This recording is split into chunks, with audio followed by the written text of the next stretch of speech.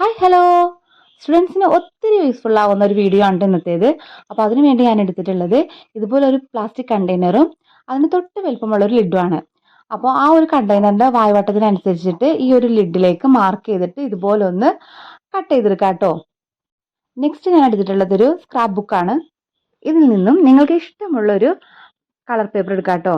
ഞാൻ ഈ ഒരു ആഷ് കളറാണ് ചൂസ് ചെയ്തിട്ടുള്ളത്. അപ്പോൾ ഈ ഒരു ലിഡിന്റെ അളവിൽ റൗണ്ട് വരച്ചെടുത്തിട്ടുണ്ട്. അതിനുശേഷം അതൊന്ന് കട്ട് ചെയ്തെടുക്കാം കേട്ടോ. ഇനി നമുക്ക് അതൊന്ന് മാറ്റി വയ്ക്കാം. നെക്സ്റ്റ് ഞാൻ എടുത്തിട്ടുള്ളത് ഈ ഒരു വയലറ്റ് കളറിലുള്ള കളർ പേപ്പർ ആണ്. അപ്പോൾ അത് ഈ ഒരു കണ്ടെയ്നർ ഫുള്ളായിട്ടൊന്ന് കവർ ചെയ്യണം. അപ്പോൾ ഈ ഒരു കണ്ടെയ്നറിന്റെ ലെങ്ത് ഏകദേശം ഒന്ന് ഞാൻ അടയാളപ്പെടുത്തി എടുത്തിട്ടുണ്ട്. ഇനി നമുക്ക് ഈ ഒരു പേപ്പറിലേക്ക് അത് മാർക്ക് ചെയ്തിട്ട് കട്ട് ചെയ്തെടുക്കാം കേട്ടോ. അപ്പോൾ ഇത് ഫുള്ള് കവർ ചെയ്യാനുള്ള പേപ്പർ നമുക്ക് കിട്ടില്ല. അപ്പോൾ ഏകദേശം നമുക്കൊന്ന് കവർ ചെയ്തെടുക്കാം കേട്ടോ. അപ്പോൾ ഈ ഒരു കണ്ടെയ്നറിന് ചുറ്റുമായിട്ട് ഇതുപോലെ ഒന്ന് ഫസ്റ്റ് വച്ച് നോക്കുക. കണ്ടില്ലേ, ഇതുപോലെ സെൻറ്ററിൽ ഒരു വി ഷേപ്പിൽ നമുക്ക് എക്സ്ട്രാ ഒരു പീസും കൂടി വച്ചു കൊടുക്കേണ്ടി വരും കേട്ടോ. പിന്നെ ഇത് കറക്റ്റ് ആ ഒരു റൗണ്ട് ഷേപ്പ് അല്ലാത്തൊരു കണ്ടെയ്നർ ആയതുകൊണ്ട് തന്നെ ഇതുപോലെ സെൻറ്ററിലായിട്ട് ആ ഒരു പേപ്പർ ഇതുപോലെ ഒരു വി ഷേപ്പ് ഉള്ളിലേക്കായിട്ട് ഫോൾഡ് ചെയ്യേണ്ടി വരും കേട്ടോ. അപ്പോൾ കുട്ടികൾ എടുക്കുമ്പോൾ ഫുള്ളി റൗണ്ടഡ് ആയിട്ടുള്ള കണ്ടെയ്നർ തന്നെ ചൂസ് ചെയ്യാം കേട്ടോ.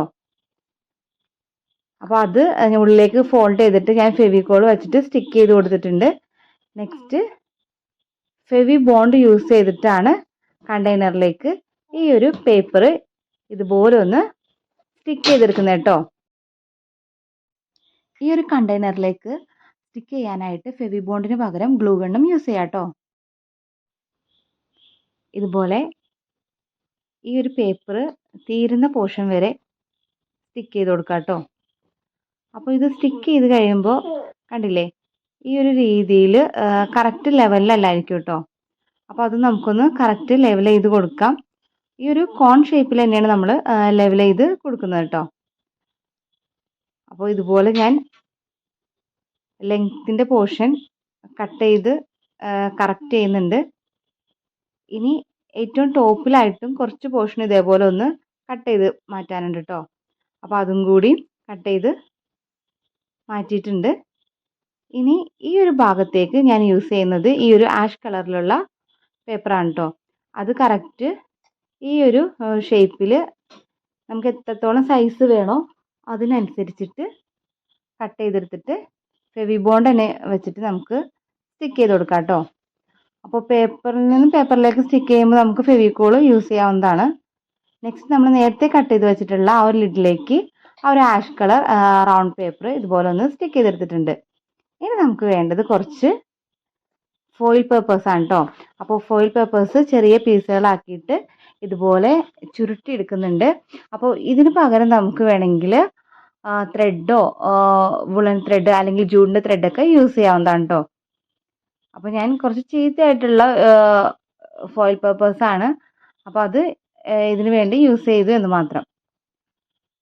അത് ഈ ഒരു രീതിയിൽ ഫെവി ബോണ്ട് യൂസ് ചെയ്തിട്ട് ഈ ഒരു കണ്ടെയ്നറിൻ്റെ ടോപ്പ് പോർഷനിലേക്ക് ഒന്ന് ഡെക്കറേറ്റ് ചെയ്ത് കൊടുക്കാം കേട്ടോ. അപ്പോൾ നല്ല രീതിയിൽ തന്നെ പ്രസ് ചെയ്ത് കൊടുക്കണം. പ്രസ് ചെയ്ത് നമുക്ക് ഇഷ്ടമുള്ള ആ ഒരു പാറ്റേണിലേക്ക് ഈ ഒരു ഫോയിൽ പേപ്പർ ചെയ്തെടുക്കാൻ പറ്റും കേട്ടോ. നമ്മുടെ കൈ വെച്ചിട്ട് തന്നെ അല്ലെങ്കിൽ നമ്മുടെ നഖം വെച്ചിട്ട് ജസ്റ്റ് ഇങ്ങനെ പ്രസ് ചെയ്ത് കൊടുക്കുമ്പോൾ ഒരു പ്രത്യേക ഒരു ഡിസൈനും കാര്യങ്ങളും ആ ഒരു ഫോയിൽ പേപ്പറിലേക്ക് കൊണ്ടുവരാൻ സാധിക്കും. അപ്പോൾ ഈ ഒരു രീതിയിൽ ഈ ഒരു കണ്ടെയ്നറിൻ്റെ ടോപ്പ് പോർഷൻ കംപ്ലീറ്റ് ആയിട്ട് സ്റ്റിക്ക് ചെയ്തെടുത്തിട്ടുണ്ട്. നെക്സ്റ്റ് ഈ ഒരു കണ്ടെയ്നറിൻ്റെ ടോപ്പ് പോർഷനിലും ഇതുപോലെ ചെറിയ അളവിൽ മാത്രം ഫോയിൽ പേപ്പർ എടുത്തിട്ട് ചുരുട്ടി ഇതുപോലെ ഒന്ന് സ്റ്റിക്ക് ചെയ്ത് കൊടുക്കുന്നുണ്ട് കേട്ടോ.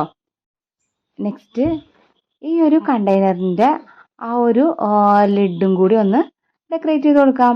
അപ്പോൾ അതിന് വേണ്ടിയിട്ട് ഫെവിക്കോൾ ഇതേപോലെ അപ്ലൈ ചെയ്തതിന് ശേഷം വീണ്ടും ഫോയിൽ പേപ്പർ യൂസ് ചെയ്യുന്നുണ്ട് കേട്ടോ. അപ്പോൾ ഫോയിൽ പേപ്പർ അത്യാവശ്യം വീതിയിലാണ് എടുത്തിട്ടുള്ളത്. അതായത് ഫോയിൽ പേപ്പർ രണ്ടാക്കിയിട്ടാണ് ഫോൾഡ് ചെയ്തിട്ടുള്ളത് കേട്ടോ. ചുരുട്ടിയിട്ടില്ല, ജസ്റ്റ് ഒരു ഫോൾഡിങ് മാത്രമാണ് കൊടുത്തിട്ടുള്ളത്. അപ്പോൾ ഇതുപോലെ ഒരു ഫോൾഡിങ് മാത്രം കൊടുത്തിട്ട് റൗണ്ട് ഷേപ്പിൽ ഇതുപോലെ ഒന്ന് സ്റ്റിക്ക് ചെയ്തെടുക്കാം. അപ്പോൾ ഇവിടെ സ്റ്റിക്ക് ചെയ്തെടുത്തിട്ടുണ്ട്, കണ്ടില്ലേ? അപ്പോൾ കുറച്ചും കൂടി അട്രാക്റ്റീവ് ആയില്ലേ? ഇതുപോലെ തന്നെ ആ ഒരു കണ്ടെയ്നറിൻ്റെ താഴെ പോർഷനിലും ചെയ്തെടുത്തിട്ടുണ്ട് കേട്ടോ. നെക്സ്റ്റ് നമുക്ക് വേണ്ടത് ഒരു ഐസ്ക്രീം സ്റ്റിക്കാണ്. അപ്പോൾ ആ ഒരു ഐസ്ക്രീം സ്റ്റിക്ക് എടുത്തിട്ട് ഈ ഒരു ലിഡിൻ്റെ താഴെ പോർഷനിലേക്ക് ഫെവിബോണ്ട് യൂസ് ചെയ്തിട്ട് ഒന്ന് സ്റ്റിക്ക് ചെയ്ത് കൊടുക്കാം കേട്ടോ.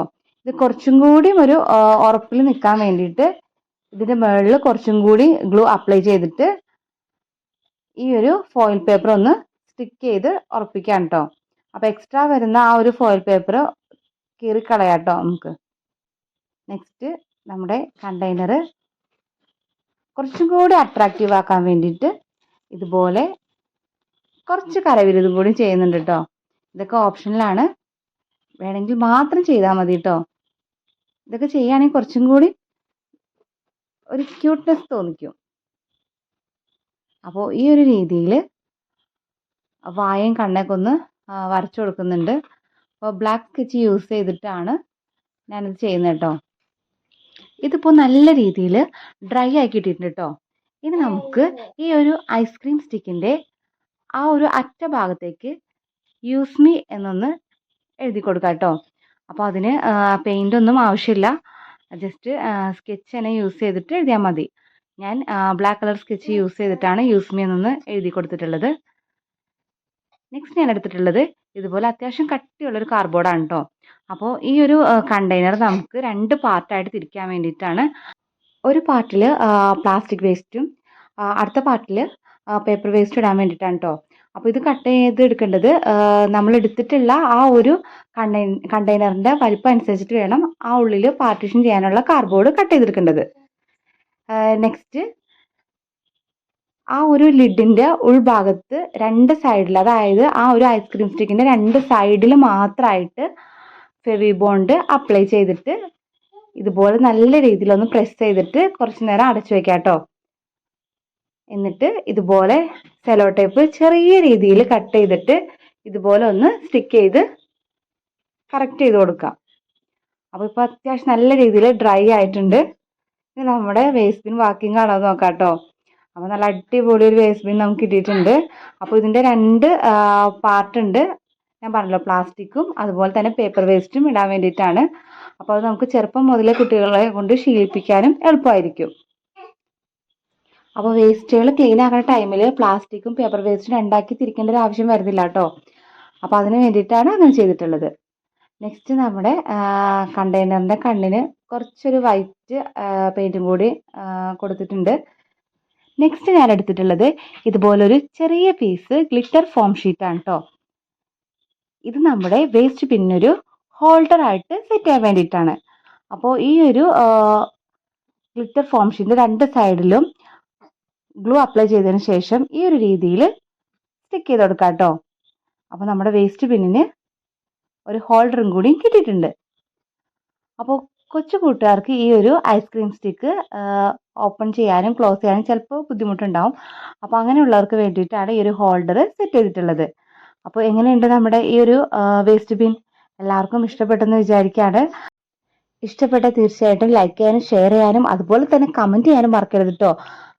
ഇതുവരെ നമ്മുടെ ചാനൽ സബ്സ്ക്രൈബ് ചെയ്യാത്ത ഒത്തിരി കൂട്ടുകാരുണ്ട്. അപ്പോൾ അവരെല്ലാവരും ചാനൽ സബ്സ്ക്രൈബ് ചെയ്തും കൂടി സപ്പോർട്ട് ചെയ്യുക. Thank you for watching.